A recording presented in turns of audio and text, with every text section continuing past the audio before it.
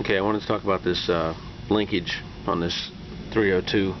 I've got this Edelbrock carburetor, and we added this bracket system from Edelbrock for the kickdown, but we had issues because the cable mount would not come into play properly.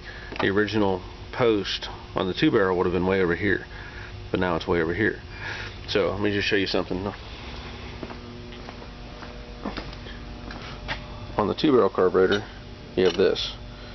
It mounts on those two posts, and it lines up between the hole and that post. Now, when you convert to a 4-barrel, Edelbrock gives you a kit to try to make this work. I can't find any pictures or evidence that shows how this thing works. So if you try to use this 2-barrel kit, or 2-barrel bracket I should say, put it in place on the carburetor, and it's way off. Here's your post, and here's the bracket. It also is off about 3 inches because of the difference in the size of the carburetors and location because of it being a 4-barrel. So I come up with this. Just want to show you this quick. I made this bracket.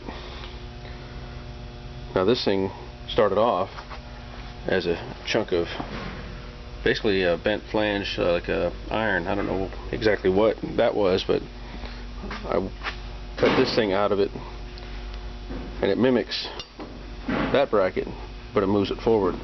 So when all said and done and this thing's painted up, this will go on the carburetor, this will go right in that hole, and that'll connect to that post up front like it should.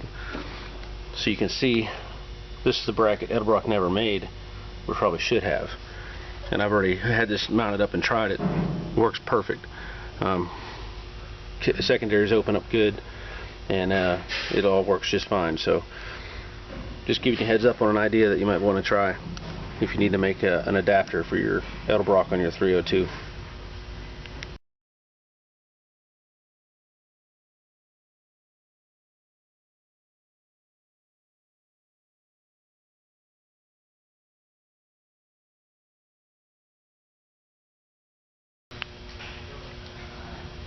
Well, that's what it looks like. There's the bracket mounted in place. Now I had to make clearance for this plug in the back of the carburetor, but that bracket will do the job just fine. And there you can see it's you know the original cable setup. There's the post, and then I added a return spring up here, even though this spring goes with the kickdown secondary thing. But built a little tab off of the AC bolt there to mount the spring to, and seems to work just fine.